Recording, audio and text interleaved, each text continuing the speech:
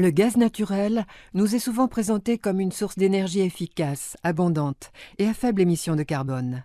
Mais la méthode d'extraction, dite de fracturation hydraulique ou fracking, est une technologie à haut risque, qui peut avoir un impact dévastateur sur la santé et l'environnement local.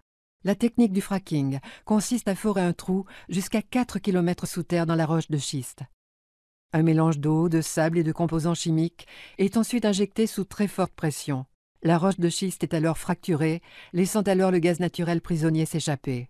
Aujourd'hui, l'industrie souhaite développer en Europe la production de gaz de schiste et l'usage de la fracturation hydraulique. Mais en quoi cela devrait-il nous inquiéter? Tout d'abord, le processus de fracturation utilise une considérable quantité d'eau douce. Chaque opération de fracturation nécessite l'injection d'environ 19 millions de litres d'eau tout au long de son processus. Cela suffirait à alimenter pas moins de 1000 personnes en eau potable en Europe pendant un an. Il y a ensuite tous ces déchets toxiques issus du processus de fracturation. Chaque opération requiert l'injection de 80 à 300 tonnes de produits chimiques toxiques dans la terre, parmi lesquels des composés organiques volatiles, des plastifiants ou des produits pétrochimiques.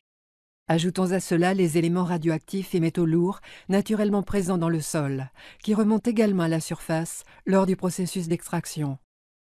Remonte alors à la surface un fluide toxique radioactif qui représente un sérieux danger sanitaire, en particulier pour les populations locales. Qu'advient-il alors de ce fluide? Une partie s'évapore d'elle-même, chargeant l'air de substances cancérigènes. Le reste, lui, part en retraitement. Malheureusement, la plupart des installations de traitement des eaux n'est pas équipée pour traiter les mélanges toxiques, les métaux lourds ou la radioactivité. Et quand bien même, jusqu'à 80% du fluide toxique injecté dans le sous-sol n'est pas récupéré.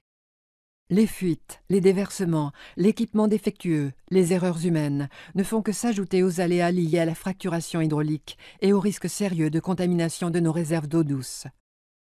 L'eau est notre ressource la plus essentielle, la plus vitale. De plus en plus de populations expriment leurs profondes inquiétudes vis-à-vis du gaz de schiste.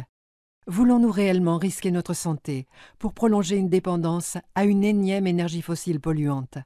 Le gaz de schiste n'est clairement pas une solution pour notre avenir énergétique. Au lieu de cela, nous devons urgemment nous concentrer sur les énergies renouvelables et l'efficacité énergétique, afin de pouvoir atteindre nos objectifs de protection de la santé et de l'environnement, ainsi que nos objectifs climatiques. Bannissons la fracturation hydraulique et le gaz de schiste, avant qu'il ne soit trop tard.